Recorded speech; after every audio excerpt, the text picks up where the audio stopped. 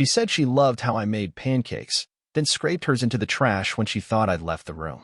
She once told our granddaughter that history teachers were basically walking podcasts. At her birthday dinner, when I toasted to 25 years of loyalty, she smiled so hard it almost looked like a wince. But none of that really pierced me. Not until I heard her laugh. It wasn't even meant for me. That's what made it dangerous. I had just walked in from the back porch to refill my tea, and she was on the phone, angled away from the doorway, one foot curled under her like she always does when she's completely relaxed. Her voice was low, playful, coated in a kind of syrup I hadn't tasted in years. "It feels like we're a real family again," she whispered. Then came the laugh, breathy, girlish, intimate, like I just heard her cheat and laugh about it in the same breath. My first thought wasn't anger. It was nausea. Because that tone? That was her with her mask off. That was not the Linda I shared my life with. That was the Linda who had been waiting for me to become invisible. She hadn't seen me in the doorway, which gave me 3 extra seconds to hear her say, "Harold's sweet," but he was always more of a chapter than a core memory. And then, as casually as a sigh, "It's been so easy slipping back into what we had before." I walked outside before she saw me, sat in the garden, watched the wind nudge the peonies. The next day, I checked the phone bill. Just routine curiosity, I told myself. Her call history looked like the ghost of a man I'd tried to outlive, her ex-husband. There were calls every week, sometimes daily, always timed for when I was coaching after school or running errands. Then came the text logs. Hundreds of messages, jokes, songs, even pet names that sounded uncomfortably like the ones we'd once shared. And the clincher? A message she sent after our granddaughter's school play. Wasn't it perfect having the old gang back together? It wasn't a reunion. It was a rehearsal. The next clue didn't come from technology. It came from our 6-year-old grandson, innocently parroting something he'd been told during quiet time with Nana. He looked up at me and said, "Did you know Grandpa Allen taught Mommy how to ride a bike?" "Not you." I smiled, played it off, but inside my chest, something calcified. That memory was mine. I'd held the back of that pink bike, ran behind it down Maple Drive, clapped when she didn't fall. But apparently, history had been edited. I started listening closer, watching the way Linda corrected little details in front of the kids, swapping out my name for Alan's in bedtime stories, skipping over events I'd been central to. She wasn't just cheating on me with her ex. She was rewriting her past, systematically erasing me from the family narrative like I was some mild detour she regretted taking. I kept a notebook. Dates, changes, contradictions. Then one evening, while she was out with a church group, a new one I'd never heard of, I found a notebook tucked inside her knitting basket. Her handwriting, her little hearts dotting the I's. But the contents weren't patterns or to-do lists. It was her roadmap, a chilling list of bullet points under the heading Exit Strategy. I read phrases like transition Harold out with dignity, maybe a quiet separation after retirement. Another said, kids will understand eventually, emphasize shared history with Alan. That's when the dam inside me cracked. Not exploded, cracked, slow and deep. I realized I wasn't just being left. I was being airbrushed, strategically deleted. She thought I'd retire, sit in my den with old war documentaries, and quietly vanish while she played matriarch to a family I'd helped raise but no longer belonged to. So I made a choice. Not to fight, not to scream, but to mark the truth down and place it directly in the hands of those I had loved most loyally. I spent 2 weekends scanning photos, printing out email confirmations from every trip I'd paid for, every hospital visit, every graduation seat I occupied. Then I wrote letters, handwritten, not typed, to each child. 3 letters. No venom, no accusations. Just chronology, documentation, receipts of the life I truly lived with them and for them. I didn't ask them to pick sides. I simply presented the full story she buried. And I mailed them, quietly, without ceremony. 2 weeks later, Linda asked why the kids weren't answering her calls. I told her it was probably just a phase.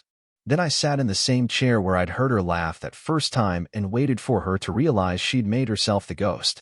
She started dressing nicer for grocery runs.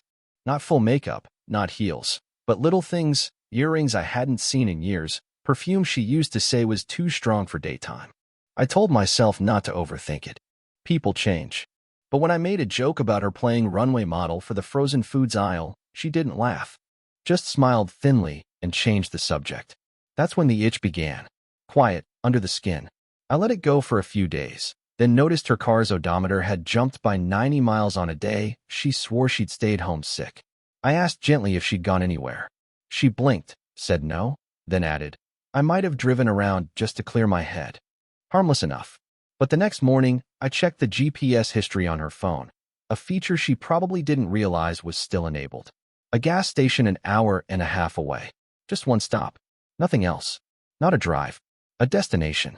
That same evening, I offered to make tea. She said yes. I asked for her phone to check a podcast she'd mentioned.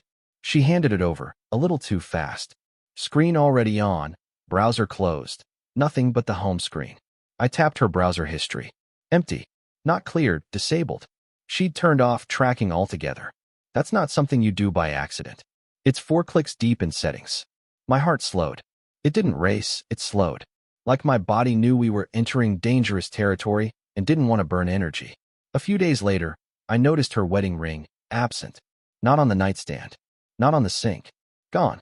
When I asked about it, she laughed it off. Said she was getting it cleaned. That sounded plausible, until I found her jewelry box completely untouched. Dust patterns unbroken. I checked our safe. Still locked. Still untouched. The ring wasn't there either. But a small vitamin bottle in the freezer, one she never used, rattled when I grabbed it by mistake. I cracked it open and nearly dropped it. Her wedding ring, nestled next to a receipt from a steakhouse we'd never been to. A place I recognized from the GPS logs. I replaced it carefully. Said nothing. Just watched. She was good. Too good. Her voice took on a higher register lately. Light and sugary. The kind of voice she used when she used to lie to her mother about smoking in high school. She started calling me Han, again, like a waitress trying to distract a customer from a bad check. Her hugs got tighter, but briefer. Mechanical. Like she was running through motions she thought would keep suspicion asleep. But once you hear the lies in someone's laugh, you can't unhear them in their silence. She asked me to start using a new cologne. Gave me a bottle for Christmas. Nice brand, subtle scent. Said it reminded her of the early days. Except I remembered her gagging at that same scent when we passed a guy wearing it 10 years ago. She called it perfume for cheaters. And now it was her favorite? I started checking the mail before she did. Nothing obvious. But one envelope caught my eye. Not for her, not for me, but addressed to Alan and Linda. No last name, just the first names. No return address. Inside, an RSVP card for a wedding. Handwritten note said, "So glad to have you both back together again. Feels like the way it should have always been." I put the envelope back in her purse. Let her think she'd kept the illusion intact. That night, I sat at the dinner table while she talked about needing to buy new curtains, and all I could see was the moment coming when she'd explain me to the kids as a nice detour. A gentle man who gave her a safe life, until she found her real self again. The worst part wasn't the betrayal. It was the casualness of it. Like everything we'd built was just a temp job until her old employer called her back. The children still called me dad. Still asked for advice.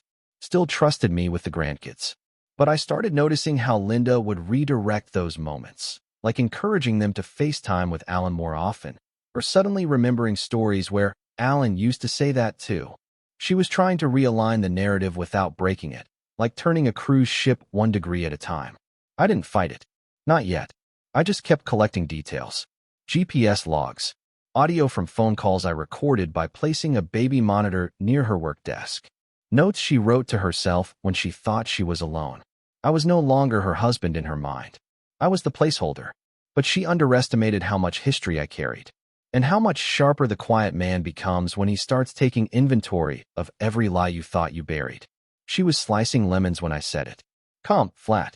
Tell me how long you've been seeing Alan behind my back. Her hand froze midair. The knife just hovered, tipped down in the cutting board like a silver exclamation point. Her face didn't flinch, but her eyes gave it away, wide, then narrow, calculating how much I knew. "Don't be ridiculous," she muttered, not even looking up. That was when something broke in me. Not a snap, not rage, but something deeper and colder. I walked to the living room, pulled the fireplace screen aside, and threw the RSVP envelope into the flames. She followed, lemon juice still on her fingers, jaw tight. "What are you doing?" she hissed. I didn't answer. I opened the closet, pulled down the box labeled Family Memories, and started throwing photos into the fire, not all of them. Just the ones where I was the one smiling. Vacations. Birthdays. Her hand resting on my shoulder in fake affection. I wanted to erase the illusion the way she'd been trying to erase me. She grabbed my arm. You're acting insane. I turned slowly, held up a photo of her with the kids, me off to the side, barely in frame. I said, you'll get this one back. This is how you've always seen me, isn't it? She froze. I dropped it into the flames. Then I pulled out her wedding dress. Yes, I'd kept it, preserved it in plastic like a fool. She gasped when I walked past her and unfolded it over the dining room table. Don't you dare. Her voice cracked. You've lost your mind. I didn't scream. I didn't even raise my voice. I just picked up the scissors from the counter, the same ones she used to wrap the kids' Christmas gifts, and started cutting through the bodice. Slowly. Deliberately. Not like a madman, but like a surgeon removing a tumor. I just want to cut out the part where you loved me, I said, still staring at the fabric. Except I don't think it was ever there. She screamed. Finally. Not words, just sound. A sound that told me I'd shattered something she thought was unbreakable. My silence. I dropped the shredded pieces at her feet. You're not going to manipulate them like you manipulated me, I said. You're not going to rewrite the story before I have a chance to show them the real version. Her hands shook. You wouldn't. But I already had. I opened my phone, played back a recording, her voice from last week, giggling on the phone. He's just a comfortable background character. This is the real story now. She turned pale. That's illegal, she whispered. I shrugged. Maybe. But I didn't say I'd share it with the police. Then I turned toward the hall, opened the cabinet where we kept the memory boxes for the grandkids, all the handmade cards, the drawings, the thank you, grandpa letters. I took each one, gently, and placed them in a separate box. Taped it shut. Wrote my name on it. They'll get these back, I said, but only when they know who I really was to them. Not who you're about to pretend I was. She tried to speak, to explain, but I walked past her like she didn't exist. She wasn't Linda anymore. Not to me. She was the architect of a lie so complete, she believed it herself. The woman who called me her husband while planning my quiet extinction. She stood in the living room, surrounded by ashes and silence, and finally whispered, What do you want from me? I turned back. Looked her in the eye. I want you to remember this moment when they stop returning your calls. When they look at you and see someone who traded truth for comfort. I want this moment to echo every time you think about family. I left her standing there with the smoke curling around her, holding the shreds of her own illusion. That was the moment the story stopped being hers to write.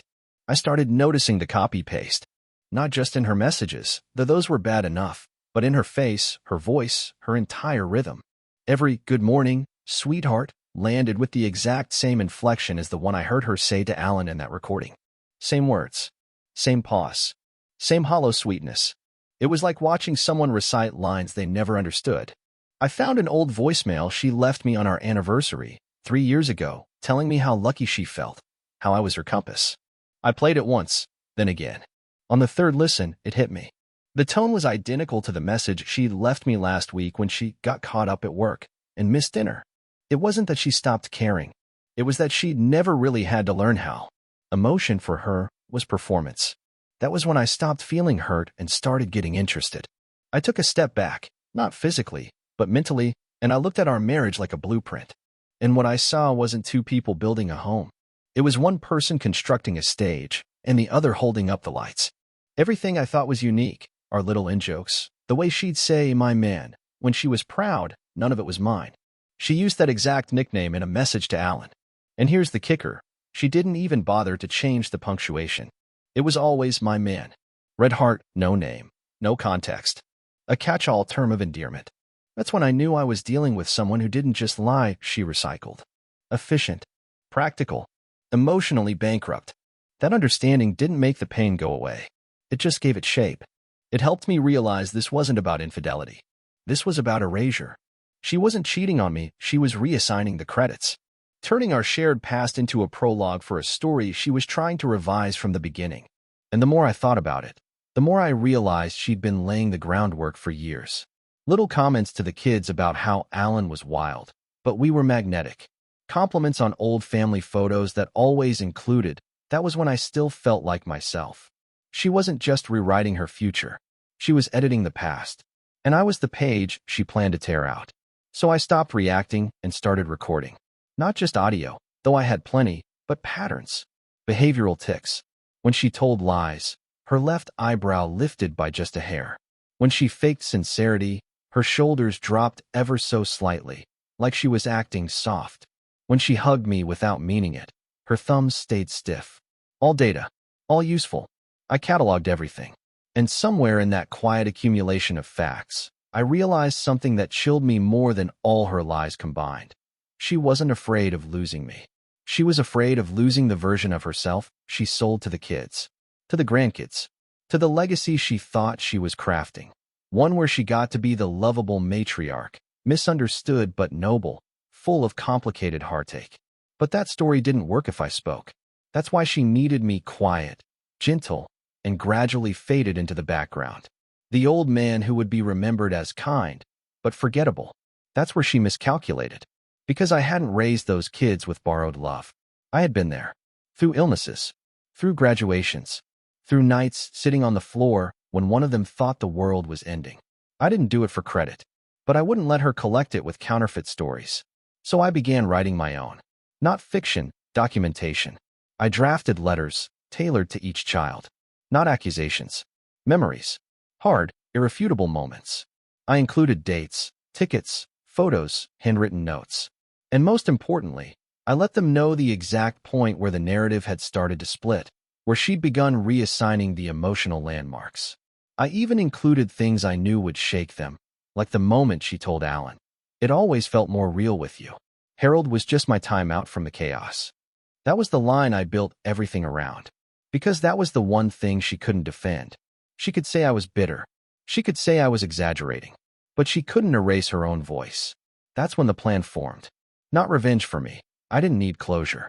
I needed truth, preserved. I needed the grandkids to grow up knowing who read to them when they were sick, who painted the backyard treehouse, who fixed the broken gate their mom kept forgetting to call someone about. I wouldn't shout it. I'd archive it. Carefully. Subtly. Then I'd let her find out the same way I found out about Alan. In silence. Through absence. When the calls stopped coming. When the invites skipped her name. When the family tree she tried to redraw stopped, including her branch. She was folding laundry when I said her lover's name. No build-up. No tone. Just his name, flat, surgical, like a diagnosis. Alan. Her hands froze over one of my shirts. She didn't look up. What about him? She asked, trying to keep her voice steady, like we were discussing some harmless family acquaintance. I walked over, picked up the sock she'd been holding, and dropped it on the floor between us. That's how you treated me. Like something you were done with. Drop. She finally looked at me. The smile, the nervous one she used to use on telemarketers and social workers, started to form. I didn't let her finish it. You've been screwing a ghost, I said. But I know more about him than you do. Because while you were busy feeding him pieces of our life, I was documenting every shift in yours. Her mouth opened.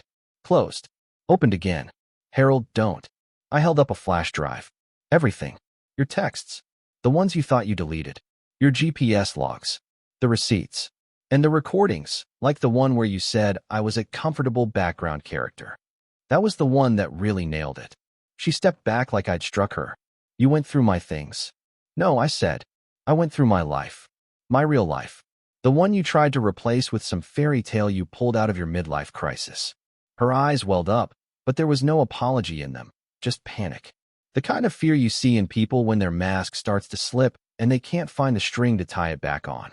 You don't understand what it's been like. Don't give me that weak psychology class garbage. I cut in. I understand perfectly. I was there. I lived through your disconnects, your sudden interest in nostalgia, your subtle edits to family history. You flinched when I called you by your full name. Remember that. Her hand covered her mouth, but I kept going. That was the moment I realized you weren't afraid of hurting me. You were afraid of being remembered accurately. She turned away. I followed. You laughed at our granddaughter's play and told Alan afterward how weird it was sharing a moment with Harold. You know what I said to her that night? That I was proud of how much she's growing. That I hoped she always felt safe around me. You? You turned it into a rehearsal for your little second chance fantasy. Her voice cracked. It wasn't supposed to happen like this. You're right, I said. It wasn't. Because I wasn't supposed to notice. You thought I'd just fade. Retire. Sink into the recliner and smile politely while you phased me out like last season's wallpaper. She tried again. You're twisting this. No, I said, stepping in close. You twisted this. You used my loyalty like a budget you could overdraw and never repay. You took my silence as approval. You used my name to buy credibility with your kids and then signed it over to someone who walked out on you 20 years ago. I could see it now, the full collapse. Her posture sagged, her mouth parted, the denial dying in real time. I leaned in. How long did it take to fake that smile? The one I fed for years. She couldn't answer. She wouldn't. So I kept going. I'm not angry you cheated. I'm angry I wasted my loyalty. That I spent years holding up a life you were only renting until the past came back on the market. Her voice finally cracked through the silence. I never meant to. Don't finish that sentence, I snapped. You meant every part of this. You meant the laughs, the texts, the plan to slowly erase me from the family's memory while you played wise matriarch and rebranded history. You were just too arrogant to think I'd notice. Or worse, you didn't care. Then I said the one thing that landed like a brick to the chest. You're not going to see them again. Not the way you think. Not with your narrative.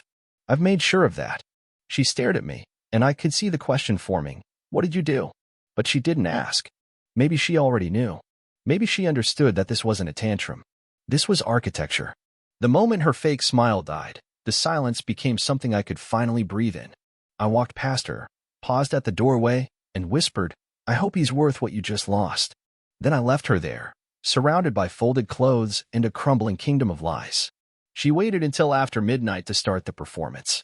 The house was quiet, our bedroom dim, just the soft hum of the air purifier filling the space between us. I was sitting in the armchair, not because I couldn't sleep, but because I wanted to be awake when the desperation finally cracked through. She stood in the doorway in one of those old nightgowns she hadn't worn in years, the one she used to say made her feel feminine, back when you noticed. I didn't move. She stepped forward, trying to soften her voice like I hadn't just torn her mask off hours earlier. Harold, I made mistakes, but they weren't all lies. I tilted my head. Which part wasn't? She blinked, caught off guard. You think this is easy for me? She asked. You think I haven't been torn apart trying to hold it all together? That's when the tears started. The practiced kind, slow at first. She even reached for her chest, like the pain was something sacred. I didn't speak. I just watched her unravel. She dropped to her knees. I can change. Please. Just give me a chance to fix this. Her voice cracked, and her hands reached toward mine, trembling. I stood up slowly, stepped back, and let her grasp at empty air. You had 25 years to build, I said coldly. You spent the last 2 digging under the foundation. She crawled closer, her breath stuttering, eyes swollen. I was lonely, Harold. You stopped. You stopped seeing me. I felt invisible. I crouched, not to comfort her, but to meet her at a level. You think I didn't feel invisible? You think I didn't notice how you started rewriting our memories, painting me out like I was some blurry background figure? Her lip quivered. I didn't mean to. You meant all of it. I cut in. Every lie. Every omission. Every time you smiled in my face after texting him with the same emojis you used to send me when you actually cared. She shifted tactics, suddenly standing, brushing off the guilt like it was dirt she could wipe away. Okay. Fine. Yes, I made a mistake. But you don't have to destroy everything. The kids, they'll forgive us both if we just show them we're still. They already know, I said. Her voice stopped dead. What? I pulled the envelope from the dresser. I mailed them everything. Evidence. Photos. Your words. Your plan to phase me out gently after retirement? They read that. She lunged for the envelope like some dying animal trying to protect its last scrap of flesh. I let her open it. See that it was just a copy. They'll never believe this, she snapped, suddenly furious, desperate to reverse the narrative. They know me. They thought they did, I said, until they saw who you were without your script. She started pacing, mumbling, hands tangled in her hair. No, no, no. I'll tell them you doctored it. That you're unstable. You've been under stress, I'll say, and I'll remind them who paid for their college, who took them to the hospital at 3 a.m., who listened to their sobs when their first relationships ended. I'll remind them who stayed while you fantasized about someone who abandoned you first. She fell silent. For a long, long time. Then came the next tactic, her last card. She stepped closer, the nightgown slipping off one shoulder. Her voice turned low, pleading. You still want me. You always have. Let's just start over. She placed a hand on my chest. I laughed, not loudly, just enough to cut the air in half. You're expired, I said, brushing her hand off like lint. And I'm done trying to believe you were ever fresh. That broke her. She stumbled back, eyes wide with the horror of realizing none of her weapons worked anymore. She collapsed onto the edge of the bed, sobbing hard now. No more control, no more angles. Just raw, sloppy grief. She vomited onto the carpet. I walked into the bathroom, came back with a towel, and dropped it at her feet. Not out of kindness, out of protocol. Like dealing with a mess I no longer felt responsible for. She looked up, lips trembling. Please, don't let them hate me. I stared at her a moment, then said, they won't hate you. They'll forget you, and that'll be worse. Then I turned out the light and left her there in the dark, alone with nothing but herself. The one person she'd never learned how to love. I stopped wearing my wedding ring a week before I told her. Not because it hurt, because it didn't. It felt like removing a name tag I'd been forced to wear at a party I never agreed to attend. That week, while she cried herself sick and tried rotating through every flavor of apology, I worked. Quietly. Precisely. I knew what she feared most wasn't me leaving. It was me explaining. She'd spent so long crafting her image, nurturing the role of loving mother, misunderstood wife, weathered but wise, that the idea of her children seeing the blueprint of her deceit would unravel her identity faster than any divorce ever could. So I planned accordingly. I backed up every file. I'd already cloned her phone once, but now I went further, digging through her cloud backups, old iPad syncs, even her Google Drive, where she kept old notes for family speeches, vacation plans, and, most importantly, a document titled Future Narrative. It read like a memoir in progress, a twisted story of how she drifted apart from a man who never quite matched her emotionally, and how reconnecting with Alan felt like breathing after being underwater for too long. She had actually written the ending. Harold and I parted ways respectfully. He understood. That line made me smile. Not because it was cruel, but because it was wrong. She wanted peace without truth, a rewrite without conflict. So I made sure the truth would be undeniable and loud. First, I organized everything into 3 folders, each named after our children. Within each, I laid out timelines, side-by-side comparisons of her lies with the evidence. Photos, call logs, GPS data, audio clips. I even recorded myself reading her text to Alan where she called our grandson a temporary bridge between 2 broken marriages. I read it flat, unshaken, and included a message to each child. You deserve to know who raised you, and who was writing herself out of that story. Then I built the delivery system. I scheduled 3 emails through a secure platform, timestamped to go out on her birthday, precisely at 6:45 p.m., the moment she'd be blowing out candles surrounded by the people she thought she still controlled. But I didn't stop there. I called our financial advisor, the one I'd picked out 20 years ago, told him we were planning to remap our legacy to include the grandkids directly, and that I needed her signature on a few trust restructuring documents. She didn't read them, just signed. I watched her do it while she was mid-monologue about how she was finally seeing what mattered. I nodded, smiled. Of course, I said. That signature removed her as co-beneficiary on every family asset I controlled. I made sure the only people named were the ones who hadn't betrayed me. She even thanked me after, called it a gesture of trust. The irony was almost poetic. 2 days later, I sent a box to her sister, the only one who still spoke to me like I mattered. Inside was a printed archive of everything. Emails, voice messages, her plan to blame me for the fallout once it hit. I didn't ask her sister to intervene. I just wrote, keep this, in case Linda tries to rewrite your part of the story. Finally, I prepped the setting. I reserved a restaurant, her favorite, and told her I wanted to talk about our future. She beamed like a child promised dessert after dinner. Wore that red scarf I gave her on our 10th anniversary, the one she once left in Alan's car by mistake. We sat across from each other. I let her order wine, let her imagine redemption. And then, right as the waiter brought dessert, I leaned forward and said, they know. Her face cracked. What? I smiled. Your birthday present just went out. Check your email. She fumbled for her phone, hands shaking. I watched her read, watched her eyes dart. Her face changed colors, from flushed to pale to something closer to ash. Then she looked up at me, whispering, you've ruined me. I picked up my glass, nodded slightly. No, you did that. I just made sure no one had to pretend otherwise. Then I left her there, alone, surrounded by melting ice cream and a future no longer under her authorship. The noose wasn't around her neck, it was around her story. and all I'd done was tighten it. She spent the next week in a state of unraveling so complete it didn't look real, more like watching a person try to swim through a flood with paper wings. The first collapse came from her children. None of them replied to her birthday texts. Not a single one. She sent 3 different group messages that day, cheerful, guilt-laced, desperate, and all she got was silence. She called our oldest son 5 times. Voicemail. She left a message, tearful, pleading, and he didn't even bother to delete it. He just let it sit there, a digital ghost she couldn't exorcise. She tried to call our daughter next. The number had been blocked. I heard her scream from the hallway when she realized it. She ran to the living room, clutching her phone like a lifeline, fingers shaking as she tried to call from a different device. Nothing. I didn't speak. I just watched her understand, moment by moment, that the version of herself she'd sold to our children had expired the moment truth arrived with a timestamp. The second collapse came from her lover, Alan, the man she thought would step in like some aging knight and rescue her from the ashes.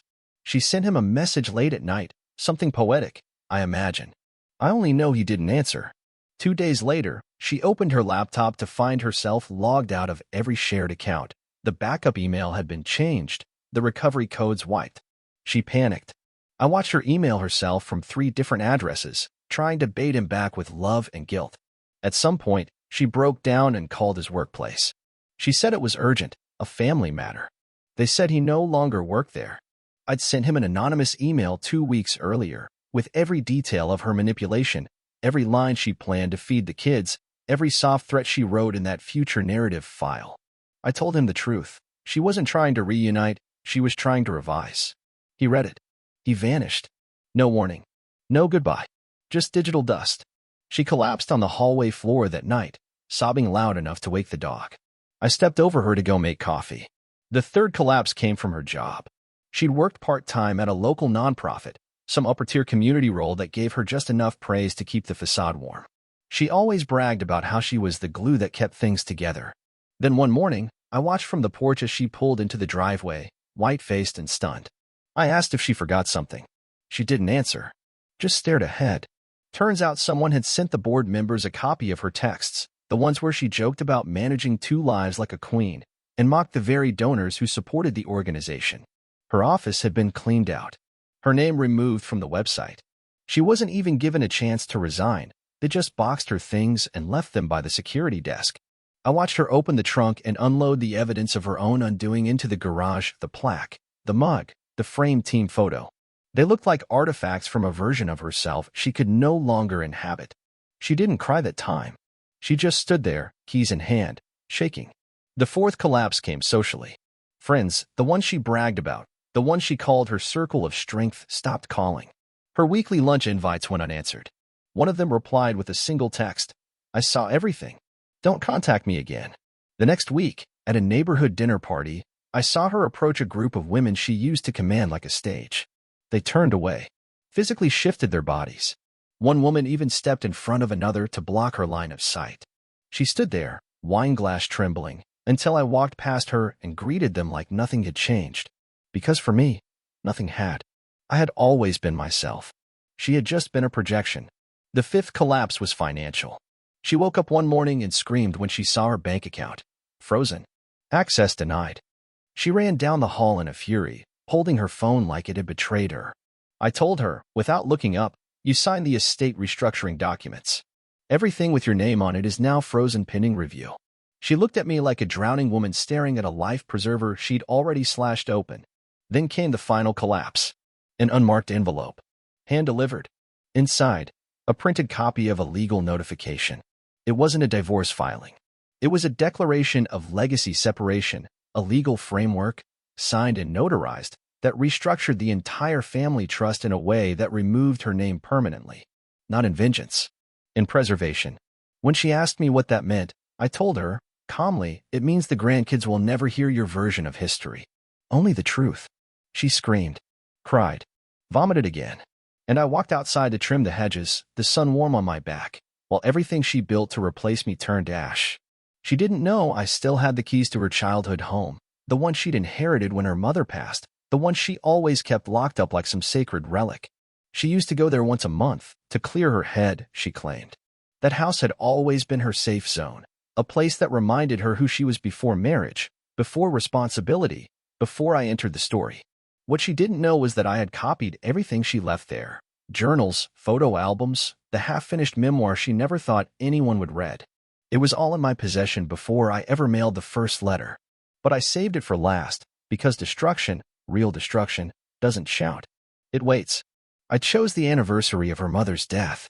She always lit a candle and posted a photo with some sappy caption about legacy, strength, and love. This time, I beat her to it.